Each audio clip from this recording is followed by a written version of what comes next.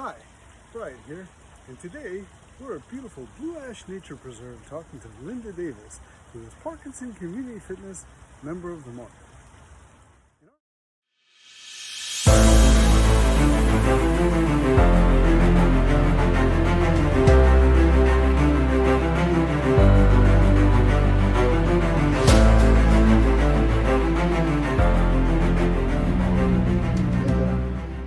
Tell us a little bit about yourself. I have been a person with Parkinson's for a number of years, and I tried keeping up with my exercise for a long time, Brian. But the exercise classes where I was a member of the community, they just simply got to be too much for me to handle. And I wasn't able to keep up with the classes, and I felt like I could not be a part of that anymore.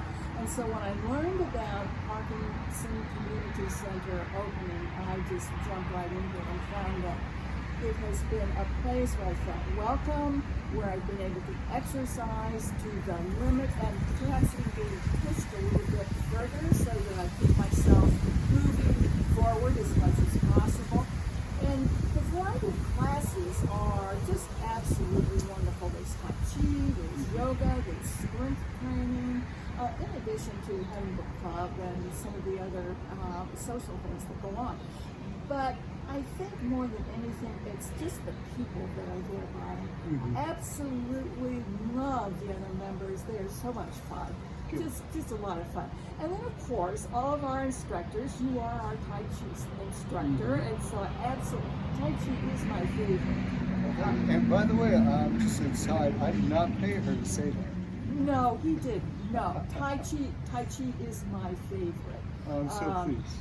The other favorite probably is cardio drumming with Mary Beth, and that is, we are actually drumming and to music and singing along with the music, and so it's more like a dance class. So it's a lot of fun too. It sounds like fun.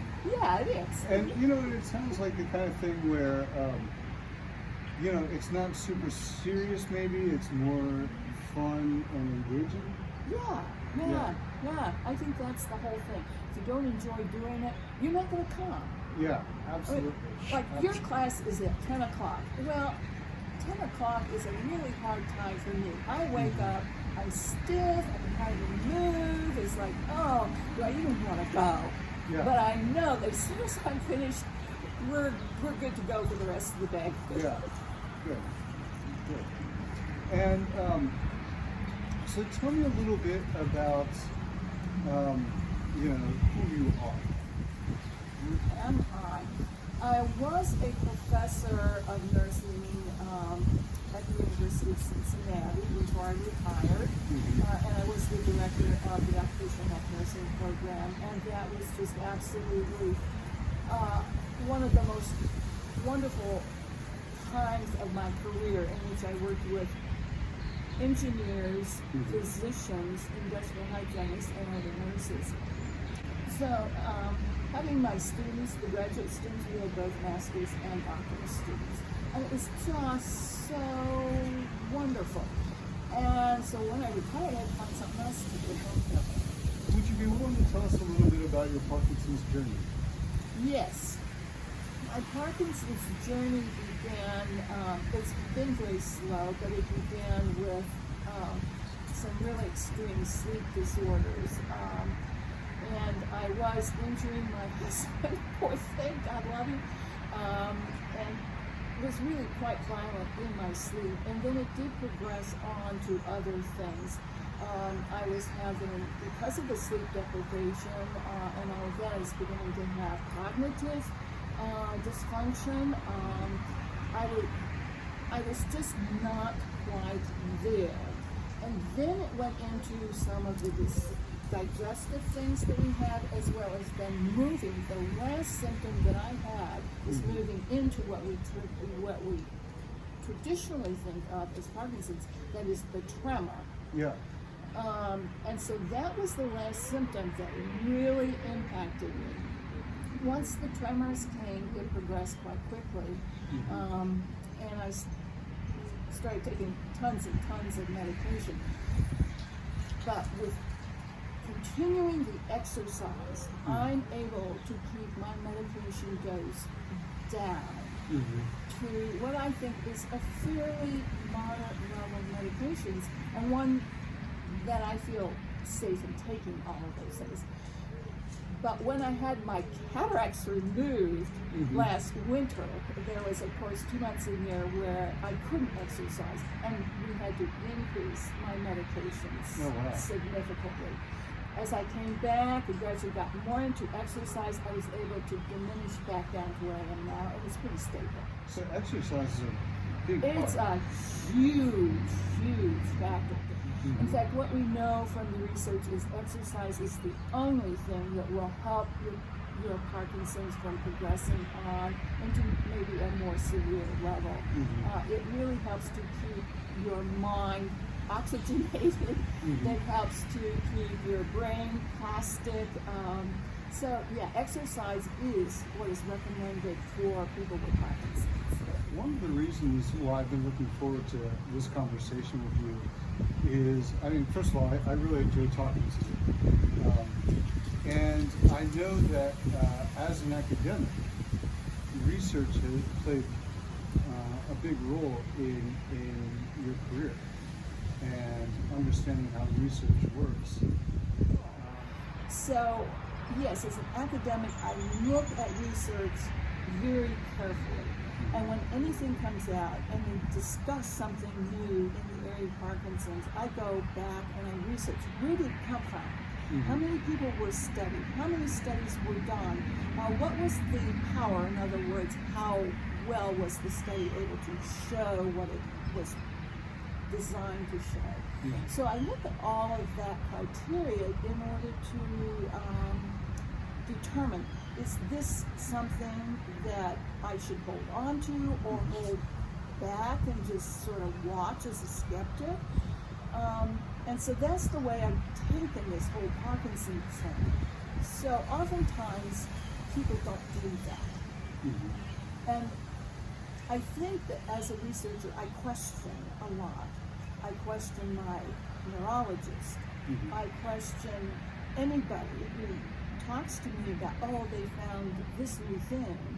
So I think that questioning does kind of color the way that I look at the world of Parkinson's. If you would indulge me for just a moment, and this from the shameless plug department. Tell me about how Tai Chi has. It's not a shameless plug, Brian. No, I researched Tai Chi, so I was interested in it before I ever came to the Parkinson's Center, and I never took a class. But I have a friend. I mean, she's really big into it. She kept saying, "You got to do this thing." So anyway, I got there and I signed up for the class. But Tai Chi requires that total concentration of the movement, that particular step, as it moves into different steps to form the whole movement of that particular pattern. So you're having to focus on the actual movement that you're doing now, as well as what comes next, as well as focusing on your body actually doing it properly. So it's a body-mind connection. There's a certain amount of seriousness about it, but I think with what you said, it's got to be fun. It is. Yeah. And if it isn't, you're not going to do it. Exactly. And I know you've also been involved in book club. Tell me a little bit about book club. We are now reading Gupta's book. It's a recent book, just out. Oh gosh, I can't remember his name. That's my mild cognitive impairment occurring here. The title of the book. Can't remember. But anyway, it's all of the latest research about the mind and how the mind works. And so we are now on the chapter on sleep and the importance of sleep and what happens during sleep, why it is we have to have sleep, and if you don't have it, then what are the consequences of not having good sleep. Interesting. So it sounds like it's a pretty intense book. It is. Yeah. And so we have, as we're talking about sleep, then we're able to bring in what are our issues with sleep. Mm-hmm. And of course, I have a lot of issues with sleep. You know, I don't want to beat my husband up. You know, it's like Yeah. So to do that. But it's also important. You know, we talk about where do we get help. You know, if we are having issues with sleep, where do we go for help? You know, who do we know that are the different providers, who you might call, and that sort of stuff. So we're able to exchange information with each other in our book club. So it's not just a discussion of the book, but it's a discussion of how that information applies to us. So the book is just, you know, opens up kind of a discussion. It does. It opens up the discussion. Mm-hmm. Okay.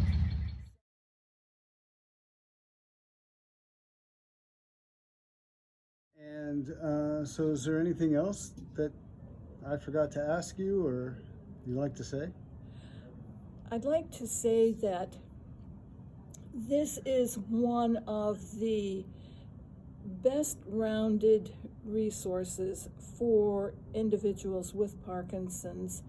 It offers the physical aspect, it offers a sense of art and beauty. We have classes in that. It gives you a whole sense of cognition. Everything we do involves thinking. So whether you're doing your art or if you're doing your movement, or if you're doing cardio drumming and dancing and drumming to the beat, all of it is so incorporated that you are actually using your whole body, your whole mind, your whole spirit is in here. So it's such a well-rounded resource for anyone who really wants to work with their Parkinson's. Okay. Well, that's really nice. That's a beautiful sentiment. So, all right. Well, thank you very much for talking today. Oh, it's been a pleasure. I love Yeah. talking about Parkinson's Community Fitness. Yeah, it's been a lot of fun. All right. Well, thank you, and I'll talk to you soon. Thank you. Bye. Bye-bye.